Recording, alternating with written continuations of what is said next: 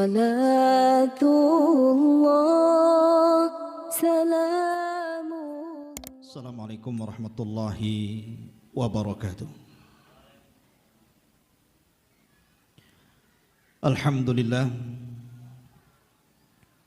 Alhamdulillahilladzi hamdan katsiran tayyiban mubarakan fih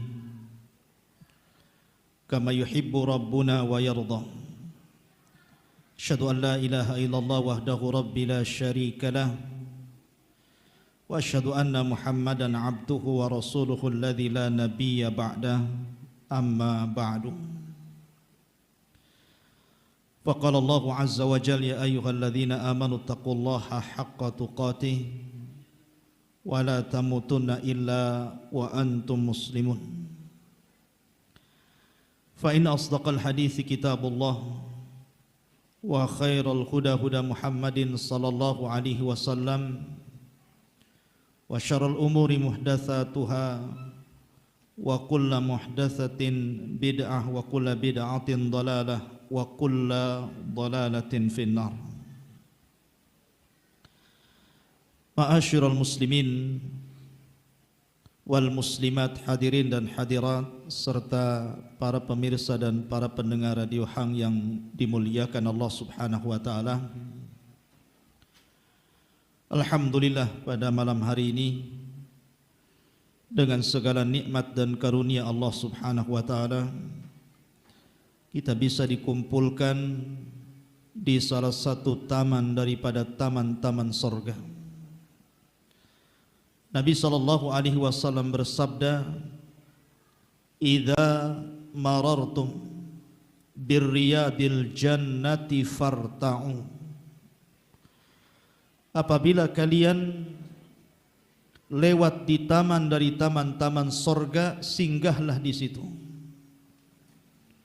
Kemudian sahabat bertanya, "Ya Rasulullah, wa mariyadul jannah?" Apa taman-taman surga itu wahai Rasul? Maka Nabi SAW bersabda, "Hilaqudz dzikri." Orang yang membuat halaqah-halaqah dalam rangka mengingat Allah Subhanahu wa taala. Salawat iring salam tak lupa kita haturkan dan kita hadiahkan kepada Nabi besar, Nabi kita Muhammad sallallahu alaihi wa ala alihi wasallam. Allahumma salli ala Muhammad wa ala alihi wa sahbihi wa man sara ala nahjihi ila yaumiddin. Tema yang kita akan angkat adalah tema nasihat yang ringan seputar kehidupan kita sehari-hari. Saya ambil tema ini dari perkataan Nabi sallallahu alaihi wasallam kepada Abu Bakar Siddiq radhiyallahu an saat berada dalam gua. Apa kata Rasul? "Ya Aba Bakrin la tahzan innallaha ma'ana." Wahai Abu Bakar, janganlah kau sedih, karena sesungguhnya Allah Subhanahu wa taala akan senantiasa bersama kita. Tema kita adalah la tahzan, jangan bersedih. Ma'asyiral muslimin yang dimuliakan Allah Subhanahu wa taala. Ketika Nabi sallallahu alaihi wasallam diizinkan oleh Allah Subhanahu wa taala untuk hijrah dari Mekah ke Madinah, setelah sebagian besar para sahabat mendahului hijrah baik sendirian ataupun rombongan, maka Nabi SAW setelah mendapatkan izin dari Allah datang di waktu duha ke rumah Abu Bakar Siddiq radhiyallahu an. Waktu duha itu di waktu yang sangat panas, di ujung duha, ketika matahari sedang panas-panasnya, Rasul keluar. Ada yang mengatakan fi waqti dhahirah, di ketika matahari berada di atas kepala, dan jarang orang Arab keluar di waktu itu, dan tidaklah keluar di waktu itu kecuali karena ada kepentingan yang mendesak. Biasanya kalau orang Arab keluar di waktu jam-jam yang panas itu. Maka Nabi SAW datang menemui Abu Bakar Siddiq radhiyallahu anhu. Kemudian ketika Rasul SAW berada di rumah Abu Bakar, di situ ada putri-putri Abu Bakar. Karena ini perjalanan rahasia, maka Rasul meminta agar putri-putri Abu Bakar keluar. Tetapi Abu Bakar meyakinkan bahwa putri-putrinya tidak mungkin membocorkan rahasia ini. Ketika itu Nabi SAW mengatakan, "Ya Aba Bakr, qad adzinallahu li bil hijrah." Wahai Abu Bakar, Allah telah mengizinkan aku untuk hijrah. Maka Abu Bakar mengatakan, "As-suhbatu suhbatu ya Rasulullah." Apakah saya diizinkan untuk menemanimu wahai Rasul?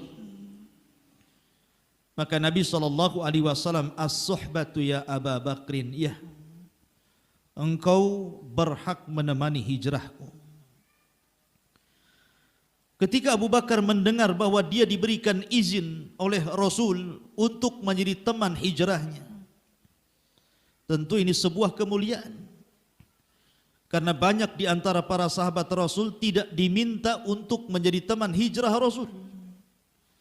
Maka Abu Bakar sangat bahagia. Saking bahagianya sampai dia menangis, sehingga Aisyah radhiyallahu anha mengatakan, "Demi Allah, aku tidak pernah melihat orang yang bahagia sampai meneteskan air mata kecuali ayahku Abu Bakar." Berangkatlah Abu Bakar Siddiq radhiyallahu anhu dengan membayar seorang petunjuk jalan namanya Abdullah ibn Uraiqid. Walaupun dia musyrik tapi amanah. Namun sebelum hijrah Nabi SAW mengecoh orang-orang musyrik yang ketika itu berusaha mengejarnya. Maka Nabi SAW bersembunyi selama 3 hari di dalam gua. Padahal Rasul belum keluar dari Mekah itu. Selama 3 hari pura-pura bersembunyi, seolah-olah Rasul sudah berangkat ke Madinah padahal masih di Mekah. Dan itu strategis. Kecerdikan Nabi SAW untuk mengecoh orang-orang musyrik. Akhirnya kemudian ketika Nabi SAW sudah dekat dengan gua, Abu Bakar Siddiq takut kalau seandainya di gua itu ada ular, kalajengking atau yang semisalnya yang bisa menyakiti Nabi SAW. Maka Abu Bakar mengatakan, "Ya Rasul, izinkan aku masuk dahulu." Begitulah kecintaan Abu Bakar kepada Rasulullah. Maka ketika Abu Bakar sudah memeriksa dan sudah yakin bahwa di dalam gua itu aman, barulah Rasul masuk di dalam gua tersebut dan harus bersembunyi selama 3 hari 3 malam.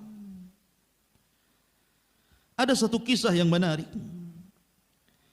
Ketika Nabi SAW tertidur di pangkuan Abu Bakar, Abu Bakar melihat banyak lubang di sekitarnya. Dan dia yakini itu lubang pasti ada binatang-binatang yang berbisa.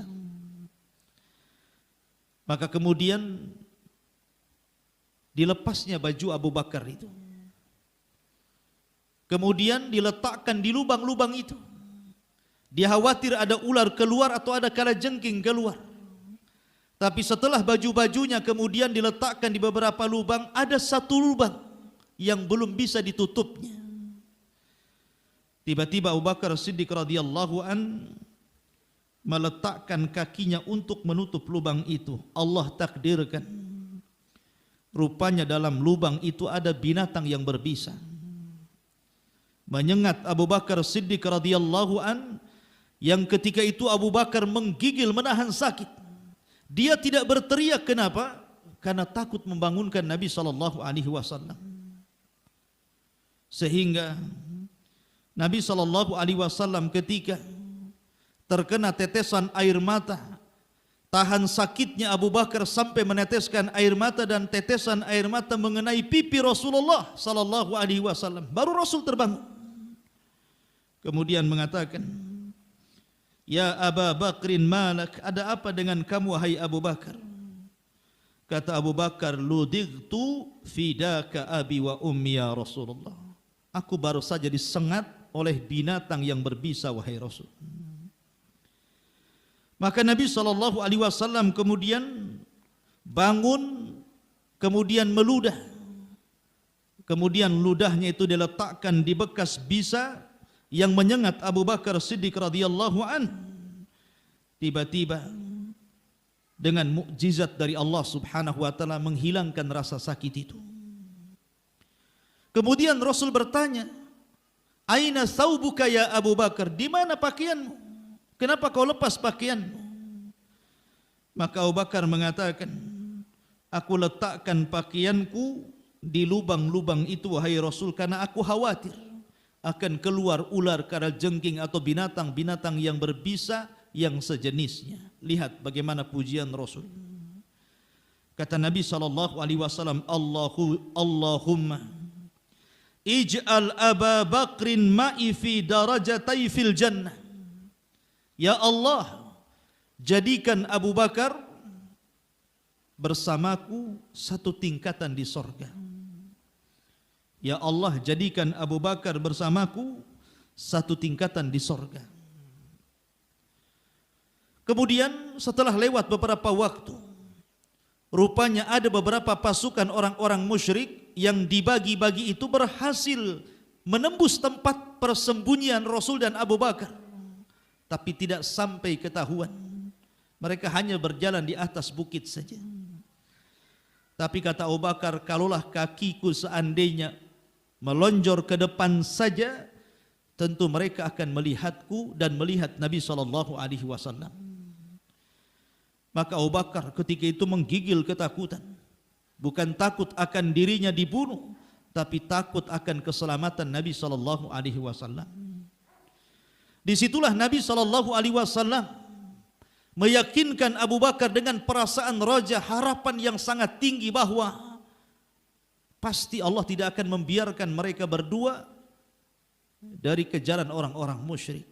Dari sinilah Nabi SAW menenangkan hati Abu Bakar dan mengatakan, ya Aba Bakrin la tahzan innallaha ma'ana. Wahai Abu Bakar, jangan sedih karena Allah bersama kita. Maka temanya jangan sedih karena Allah bersama kita. Mukadimahnya panjang baru masuk ke tema. Padahal waktunya mau isya. Enggak apa-apa lah ya. Ma'asyiral muslimin yang dimuliakan Allah Subhanahu wa taala.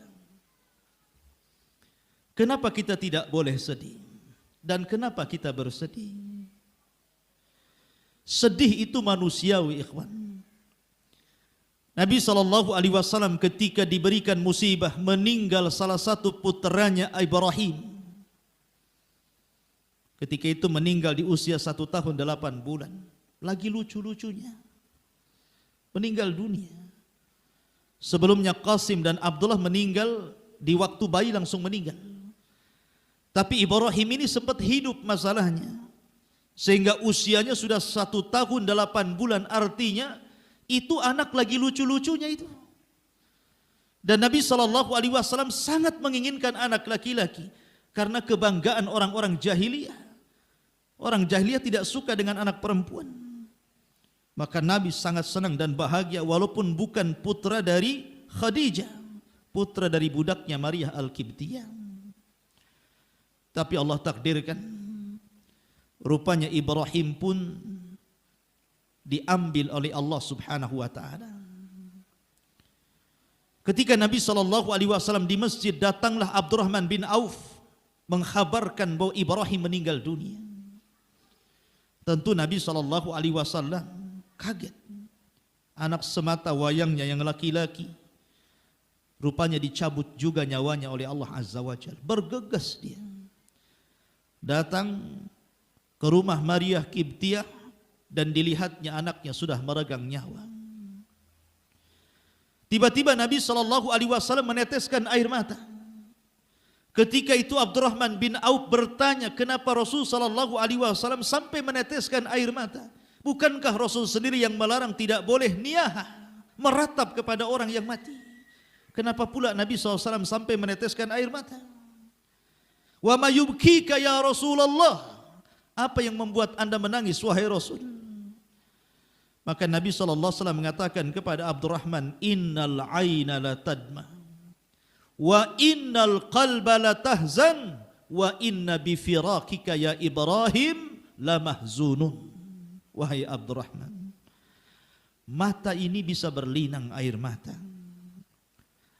hati ini bisa bersedih, dan perpisahan diriku dengan Ibrahim ini sungguh menyesakkan dada.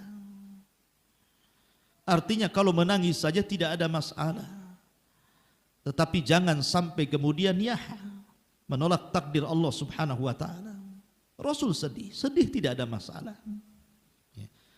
Tapi masalahnya apa yang akan kita bahas, kenapa kita jangan sedih, dan apa yang membuat kita sedih sebenarnya. Ma'asyiral muslimin yang dimuliakan Allah Azza wa Jalla, terkadang orang sedih itu karena merasa dirinya terhina atau dihinakan manusia. Dia tidak merasa mulia di hadapan manusia, merasa dihinakan karena manusia memandang dia rendah. Ma'asyiral muslimin, kenapa kita mesti sedih? Kalau ada orang memandang kita, kemudian kita merasa bangga. Kalau ada orang menghina kita, kemudian kita merasa rendah. Bukan itu barometer orang mulia itu. Nabi SAW, ikhwan, di permulaan dakwahnya tidak ada satupun yang memuliakan Rasul. Nabi SAW di permulaan dakwahnya tidak ada satupun yang menghormati Rasul. Tetapi Allah Subhanahu wa ta'ala menghibur hati Rasulullah dengan mengatakan, man kana yuridul izzah falillahil izzatu jami'ah.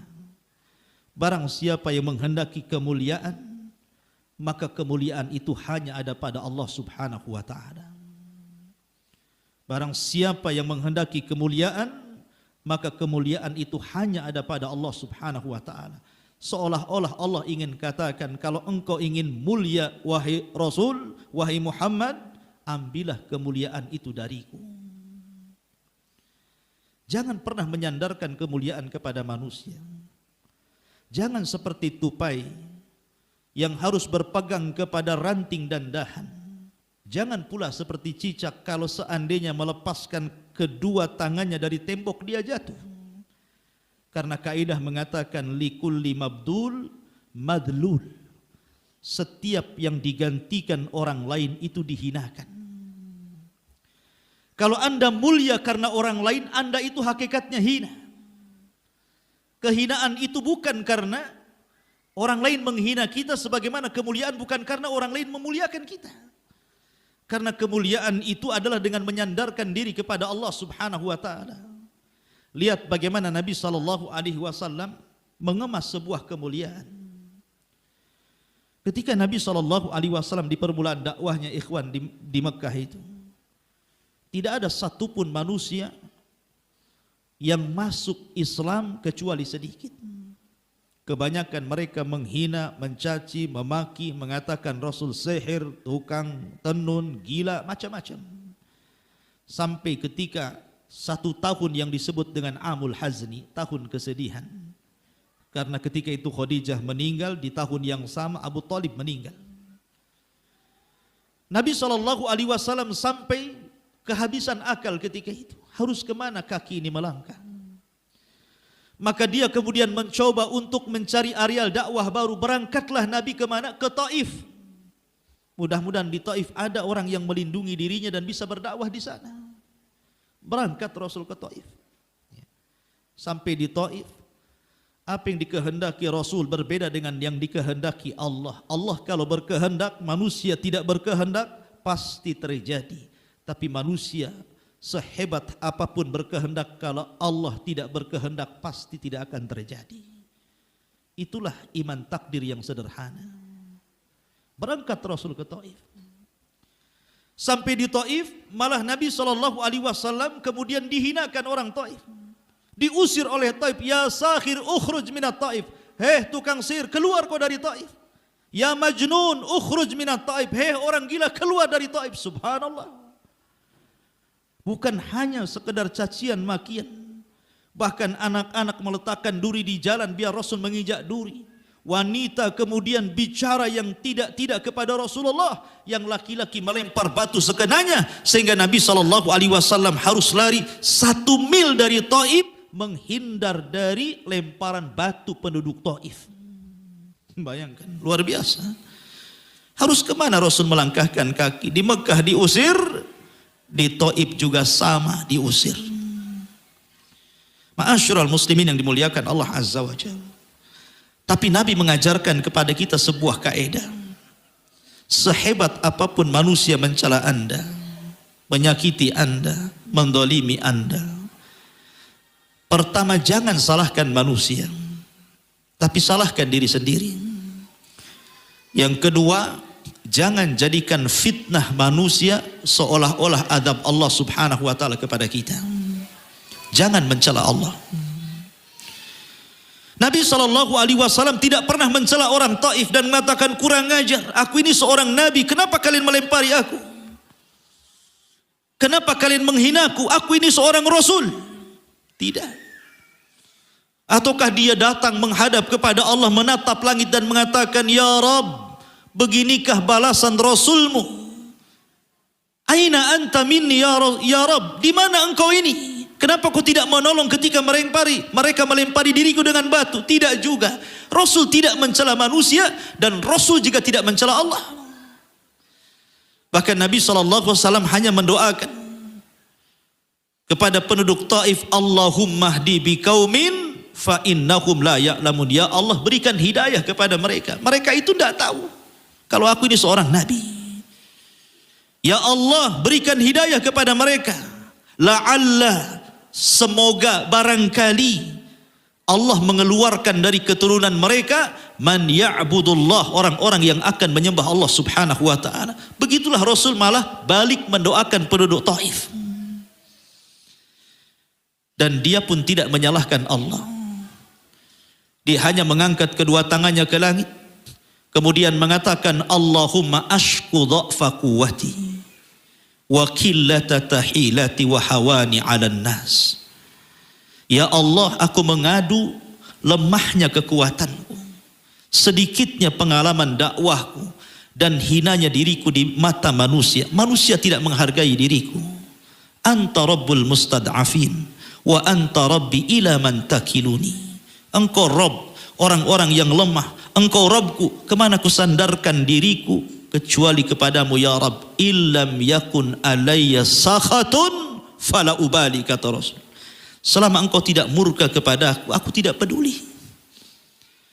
Coba tanamkan kata-kata Nabi SAW, kalau Anda dirundung masalah, hadapkan tangan ke langit dan katakan, Ya Rabb, ashku ilaika dha'fa quwwati wa qillata tahilati. Ya Allah, aku mengadu kepadamu. Siapapun yang mengangkat tangannya dan mengatakan Ya Rabb, maka orang ini tidak mungkin dihancurkan Allah Subhanahu wa taala.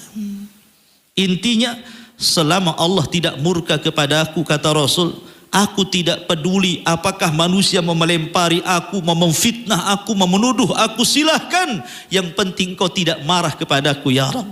Ini kaidah namanya. Selama Allah tidak murka kepada aku, tidak ada masalah. Mereka mau menyakitiku, mau mendolimi diriku, mau melempari aku, tafadhal, silahkan. Karena jatuh di mata manusia tapi diangkat di mata Allah, lebih utama mana? Terangkat di mata Allah atau terangkat di mata manusia? Tidak ada masalah kita jatuh di mata manusia, tapi jangan sampai jatuh di mata Allah Subhanahu wa taala. Ma'asyiral muslimin yang dimuliakan Allah Azza wa Jalla. Terkadang ada orang sedih ketika melihat orang lain sukses. Kenapa aku yang tidak memakai pakaian itu? Kenapa aku yang tidak punya kendaraan itu? Kenapa aku yang tidak punya rumah itu? Ada orang yang seperti itu, ya kawan. Dikiranya kemuliaan itu kalau dia memakai pakaian yang mahal, yang bermerek, kan begitu. Dikiranya kemuliaan itu kalau dia bisa nyetir kendaraan yang mewah, yang mahal, yang orang kaya memakainya. Dikiranya kemewahan itu, kemuliaan itu kalau dia punya rumah bertingkat penuh dengan perhiasan sehingga manusia memujinya. Dia salah. Bukan itu kemuliaan. Makanya sering saya katakan, kalau kemuliaan itu ada pada harta benda, kenapa pula Allah sebutkan tentang kisah Qarun dalam Al-Quran? Kenapa? Kenapa Allah kisahkan Qarun dalam Al-Quran? Kenapa Allah subhanahu wa ta'ala katakan wa khasafna bihi wa bidarihil ardah? Kami tenggelamkan si Qarun dan seluruh hartanya ke dasar bumi. Kenapa Allah sebutkan kisah Qarun? Kalau memang kemuliaan ada pada harta, kenapa pula Allah tenggelamkan Qarun dan hartanya? Menunjukkan bahwa harta bukan kemuliaan. Kalau memang kemuliaan itu ada pada pangkat, jabatan, kepemimpinan, kekuasaan, kenapa pula Allah sebutkan kisah Fir'aun dalam Al-Quran? Kurang apa Fir'aun itu? Raja Mesir. Bahkan dia dengan sombongnya mengatakan, hadhil anhar tajri min tahti. Ini sungai dan seluruh lautan Mesir itu berjalan di bawah kakiku. Tapi apa yang terjadi? Fa'aghraqnahum. Kami tenggelamkan Fir'aun dengan laut yang diklaim berjalan di bawah kakinya. Lihat, dia mengklaim bahwa sungai dan lautan itu berjalan di kakinya. Rupanya sungai itu pula yang menenggelamkannya. Subhanallah. Apakah kemudian kekuasaan, kemuliaan? Tidak juga. Harusnya Fir'aun tidak ditenggelamkan. Kenapa ditenggelamkan? Untuk menunjukkan bahwa kekuasaan itu bukan kemuliaan. Kalau ada yang mengatakan bahwa orang mulia itu kalau sukses keluarganya, Ustaz, anak-anaknya sukses, tidak juga. Kenapa pula Allah sebutkan kisah Al-Walid ibn Mughirah? Allah berfirman dalam surah Mudaththir, wa banina syuhuda wa mahattu lahu tamhida. Dan sesungguhnya Walid itu diberikan anak-anak yang banyak, yang sukses. Ada yang mengatakan 14 loh anaknya, semua sukses. Dan anak-anaknya selalu mengitari orang tuanya, tidak pernah jauh. Kalau kita ini anak kita sukses, satu di Jakarta, satu di Medan, satu di Padang. Ini enggak, ada di sekitarnya. Wa mahattu lahu tamhida, dan kami bentangkan dunia seluas-luasnya. Al-Walid punya kekayaan, tanah itu terbentang dari Mekah sampai ke Taif. Itu tanah dia itu. Berapa ribu hektar. Di zaman itu kekayaan dilihat dari tanah dan kebun kurma. Tsumma yatma'u an azid. Tiba-tiba si Walid ini, Ibn Mughirah ini meminta kepada Allah untuk ditambah. Sudah kaya, minta dikayakan lagi. Tapi Allah katakan, kalla innahu kana bi ayatina anida. Tidak mungkin ku tambah, kata Allah, sebab dia telah menentang ayat-ayat kami. Dia sudah tahu kebenaran Rasul, memuji Rasul.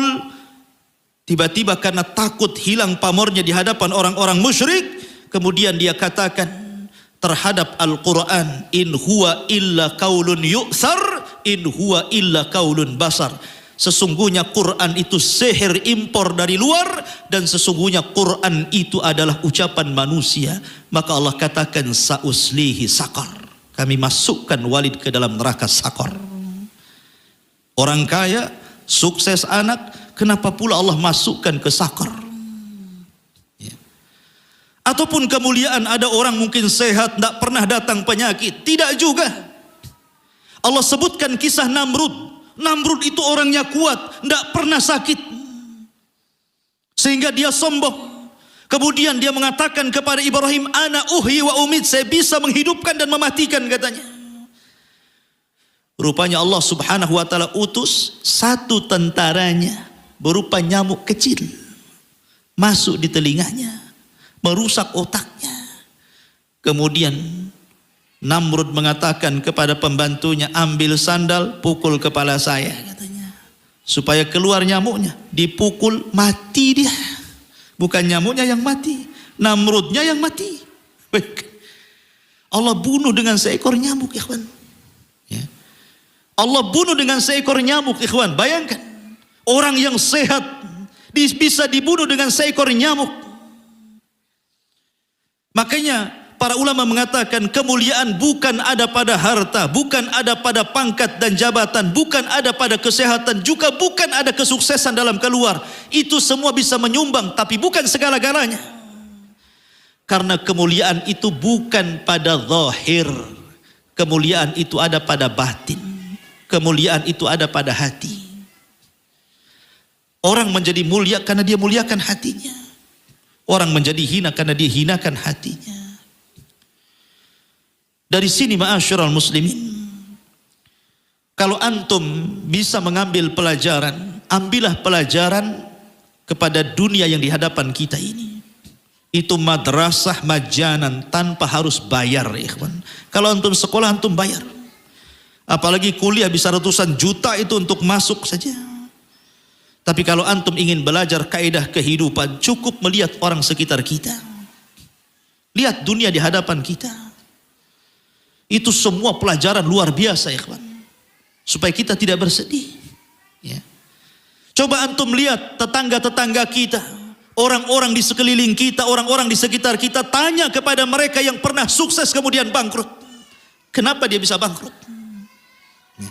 Tanya kepada mereka yang pernah menjadi pemimpin, pernah menjadi pejabat, pernah menjadi presiden, menteri atau apalah namanya, kemudian tiba-tiba tumbang kekuasaannya. Tanya kepada mereka, kenapa Anda bisa tumbang? Tanya kepada mereka, orang-orang yang sehat, atletis, binaragawan, tiba-tiba sudah tua bawa tongkat, berdiri pun tidak sanggup. Tanya, kenapa sampai seperti itu? Tanya kepada orang-orang tua yang berbangga dengan kesuksesan anaknya, tiba-tiba anaknya meninggal dunia. Tanya kepada mereka. Tanya kepada orang yang diberikan musibah. Tanya. Itu pelajaran berharga, ikhwan, tanpa harus membayar. Kalau antum bisa mengambil pelajaran seperti itulah, maka kita akan pandai mensyukuri nikmat Allah Subhanahu wa taala. Rasul mengatakan, "Unzuru ila man huwa asfala minkum. Wala tangduru ila man huwa fawqakum fahuwa ajrar alla tajrar nikmatallah alaikum." Kata Nabi SAW, lihat orang-orang di bawah kalian, jangan lihat kepada orang yang di atas kalian. Antum kalau lihat ke atas pegel nih leher, sudah pegel error pula kepala itu. Karena apa? Orang yang suka memandang ke atas itu, nanti pertanyaan yang muncul, kenapa dan kenapa? Kenapa saya seperti ini? Kenapa dia seperti itu? Kenapa dia kaya? Kenapa saya miskin? Kenapa dia sehat? Kenapa saya sakit? Kenapa diberi anak orang itu? Kenapa saya tidak? Terus akan bicara kenapa, dan terus menyalahkan Allah Subhanahu wa taala dan tidak pernah melihat dirinya. Tapi kalau orang melihat ke bawah, maka dia akan bersyukur kepada Allah, rupanya masih lebih mulia dirinya dibandingkan orang lain. Alhamdulillah, buruk-buruk pun saya masih punya rumah, dia tak punya rumah.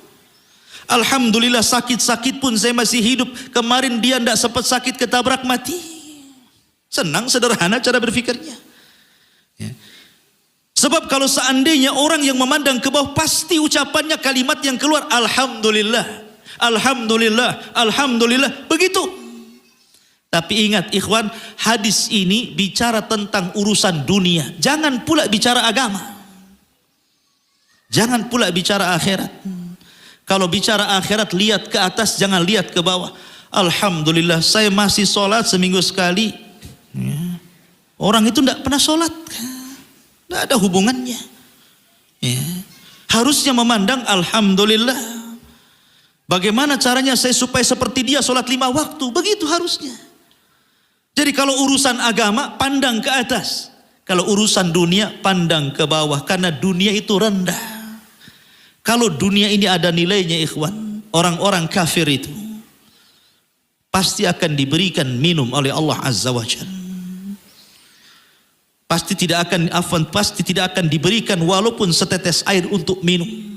Kalau dunia ini memiliki faedah walaupun seperti sayap lalat. Tapi karena dunia tidak ada faedahnya, makanya orang kafir bisa makan, bisa minum, bisa apa, terserah. Sanastadrijuhum min haitsu la ya'lamun. Mereka senantiasa diberikan istidraj sampai pada waktunya. Ketika mereka bahagia, kami kirimkan azabnya kepada mereka. Begitulah istidraj. Makanya para ulama mengatakan kalau antum diuji oleh Allah, sebenarnya itu adalah risalah. Allah sedang SMS kepada kita, menyadarkan kita supaya kita kembali kepada Allah. Sebab kalau orang jarang di SMS Allah, jarang diberikan risalah teguran oleh Allah Azza wa Jal, maka orang ini orang paling bahagia, paling bahaya. Ingat, kalau antum tidak pernah ditegur oleh Allah, ya hidupnya senang, usahanya lancar, tidak pernah sakit, tidak pernah diuji, hati-hati antum.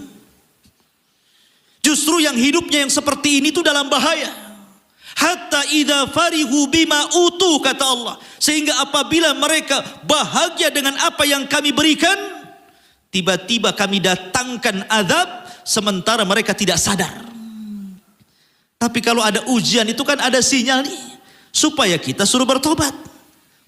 Maka bersyukur kalau ada ujian itu. Terkadang orang diuji itu ikhwan, di balik ujian itu ada nikmat sebenarnya. Saya sering contohkan, ada suami istri bercerai. Habis bercerai anaknya ketabrak lagi. Musibah tidak tuh? Itu musibah di atas musibah tuh. Sudah bercerai anaknya ketabrak lagi. Dibawalah ke rumah sakit. Berjumpalah suami istri. Akhirnya apa? Allah pertemukan kembali. Ya sudahlah bang, demi anak kita rujuk lagi lah. Nikmat. Terkadang seperti itu. Jangan anggap setiap ujian itu seolah-olah Anda sedang diadab oleh Allah Subhanahu wa taala. Terkadang di balik hal yang kita anggap benci itu ada kebaikan. Wa asa an takrahu syai'an wa huwa khairun lakum. Terkadang apa yang Anda anggap benci itu rupanya kebaikan rupanya. Maka biasakan kalimat kata para ulama, la'allahu khairun. Apapun yang terjadi, mudah-mudahan ada kebaikannya. Karena Allah tidak pernah menciptakan sesuatu keburukan 100%, tidak ada. Pasti di balik keburukan itu ada kebaikan. Dahulu ada seorang raja, punya perdana menteri saleh. Setiap ada musibah, setiap ada kebaikan, selalu mengatakan la'allahu khairun. Semoga ini sebuah kebaikan, semoga ini sebuah kebaikan. Suatu ketika raja pegang pisau sedang menajamkan panahnya. Rupanya pisau itu meleset, terkena jarinya. Akhirnya satu ruas jarinya patah. Kata menteri di sampingnya, la'allahu khairan. Mudah-mudahan kena pisaunya raja itu ada kebaikan. Marah raja. Orang kena pisau dibilang ada kebaikan. Kata raja, tangkap orang ini. Kurang ajar menteri saya. Masukkan dia ke penjara. Akhirnya sang raja pun suatu ketika berburu. Allah takdirkan di hutan ketemu orang primitif. Orang primitif ini sedang memuja Tuhannya dan butuh tumbal. Raja ini kena tangkap. Kata mereka, pas nih raja ini. Kulitnya bagus. Ya namanya raja. Pasti sering sauna kan begitu. Pasti raja merawat kulitnya. Beda dengan prajuritnya ya. Kalau raja pasti akan bagus kulitnya. Ditangkap, oh ini layak untuk dewa kami. Setelah kemudian diperiksa dari ujung ke ujung, rupanya ruas jarinya patah satu. Nggak layak dikorbankan karena ada cacatnya. Khairun, mudah-mudahan kejadian ini ada kebaikannya. Kata sang raja, apalagi kau ini bicara?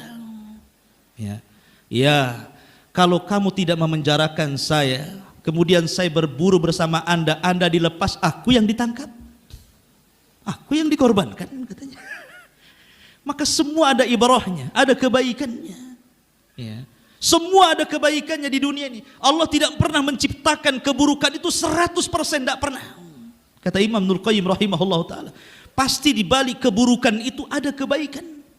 Antum jangan katakan ketika Allah menciptakan iblis, menciptakan Fir'aun, menciptakan Namrud, menciptakan Korun, Abu Lahab, Abu Jahal, semuanya jelek. Tidak. Kalau bukan karena Allah ciptakan mereka, bagaimana kita akan membedakan mana orang jahat, mana orang baik? Mana hidayah, mana sesat? Mana jalan masuk surga, mana jalan masuk neraka? Kalau Allah tidak ciptakan iblis, kita tidak diuji dengan itu. Maka ambillah positifnya, jangan terus memandang negatifnya. Maka jangan pernah bersedih. Atau mungkin gara-gara orang sedih itu biasanya masalah rizki. Banyak orang bersedih itu gara-gara masalah rizki.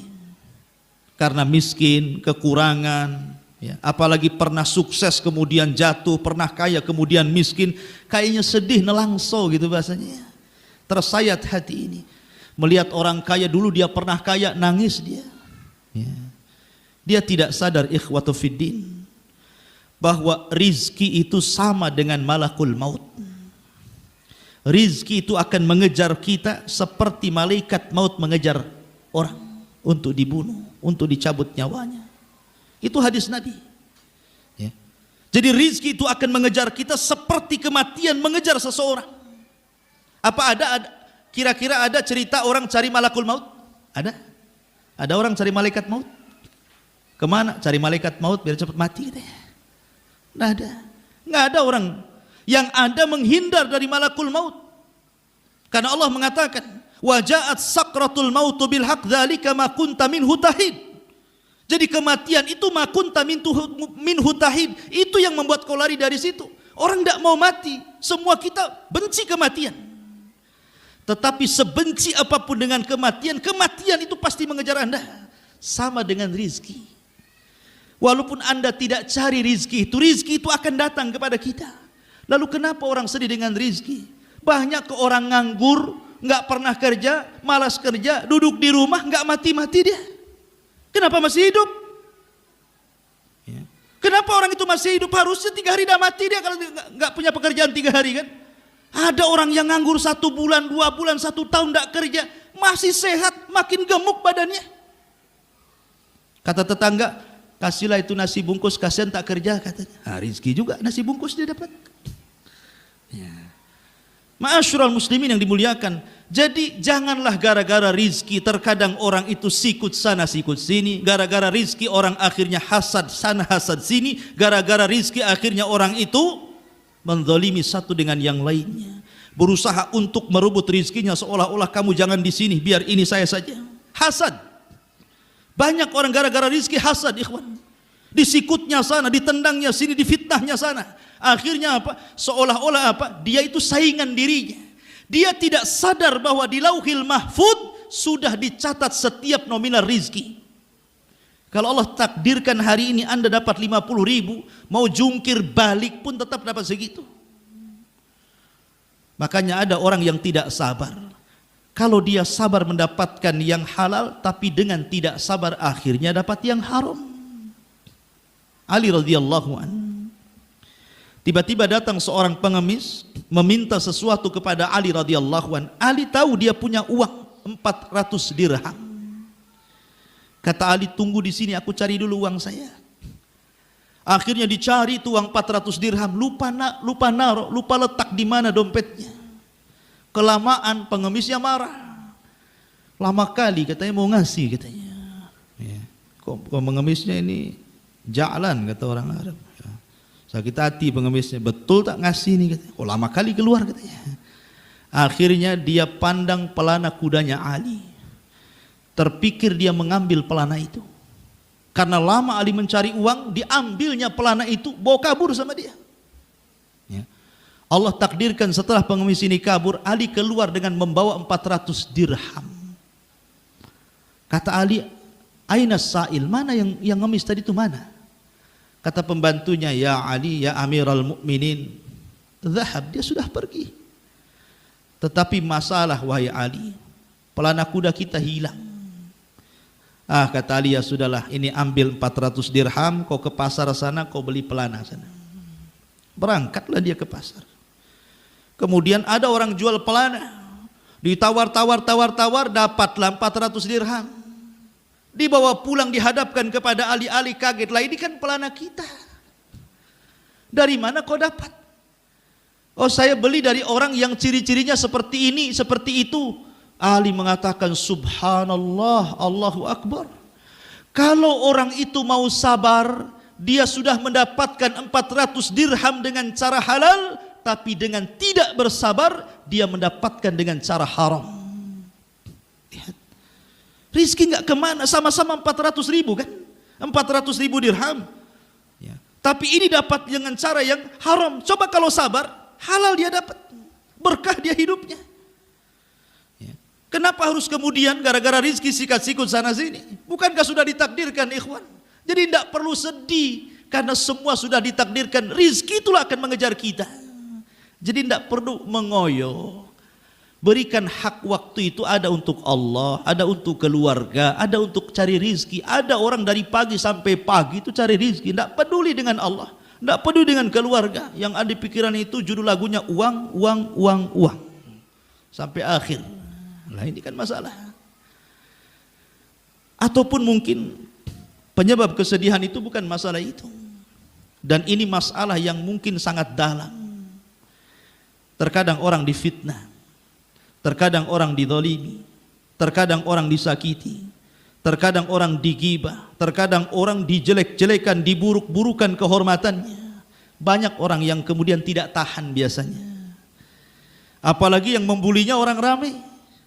Apalagi semua tetangga bicara tentang Anda, sakit tuh hati itu. Karena sakitnya itu di sini gitu ya. Tidak bisa dia menghilangkan sakit itu. Ya. Lah kalau seperti ini ikhwan, dikatakan oleh para ulama, obat yang paling mujarab supaya perasaan kita tenang, supaya ocehan manusia itu tidak menjadikan sakit sekali bagi hati kita, kata para ulama, lakukan 3 perkara. Ini obat yang paling mujarab. Bagaimana cara melawan musuh-musuh Anda? Pertama, al-afu, maafkan mereka. Dengan cara memaafkan mereka, mereka akan kalah. Ya. Ustadz tidak bisa dimaafkan, terlampau sakit. Ucapannya itu kayak silet 8 itu menyayat hati saya. Kalau 1 sakit itu 8 silet pula. Ya. Tersayat-sayat hati saya. Kata para ulama, cobalah yang kedua, langkah yang kedua, taghaful. Taghaful itu artinya anggap antum tidak punya tetangga kayak dia. Anggap antum tidak punya teman, tidak punya kawan kayak dia. Anggap lalu saja, saya tidak pernah kenal dia. Ya. Ustaz sering terbayang-bayang, apalagi melihat dia, oh sakit lagi, susah kali. Ya. Cobalah antum tidur. Terkadang tidur itu kekuatan yang paling besar mengalahkan musuh. Di Al-Quran disebutkan bagaimana cerita Ashabul Kahfi. Ashabul Kahfi itu anak-anak muda yang didolimi ikhwan. Anak muda yang disakiti kerajaan. Akhirnya mereka keluar dari kerajaan Romawi ke bukit, masuk ke dalam gua. Sampai di gua rupanya ketemu anak-anak muda yang sama senasib sepenanggungan karena disakiti kerajaan. Rupanya Allah tidurkan bukan sehari, ratusan tahun. Ketika bangun musuhnya sudah kalah. Musuhnya sudah tidak ada, sudah hancur musuhnya. Maka cara menghilangkan, melawan musuh itu tidur. Tidur saja. Kalau ada yang menyakiti antum, ambil bodrek, tidur. Nggak bisa tidur, antimo, tidur. Nggak bisa tidur, cari pil penenang, tidur. Tidur. Ya. Habis bangun tidur, teringat lagi, tidur lagi. Si tidur aja. Lama-lama hilang ikhwan. Artinya bukan suruh sering tidur jadi tukang tidur, bukan. Artinya ini kenanya jangan lupakan orang-orang kayak gitu. Sudah lupakan saja. Kemudian ikhwan, niat musuh kita itu sebenarnya supaya hati kita sibuk dengan mereka. Supaya jangan sibuk, cobalah tenangkan hati. Carikan ketenangan dengan zikir, dengan sholat. Sandarkan kepada Allah subhanahu wa ta'ala. Kalau kita sandarkan kepada Allah, dunia itu semua di bawah kaki kita.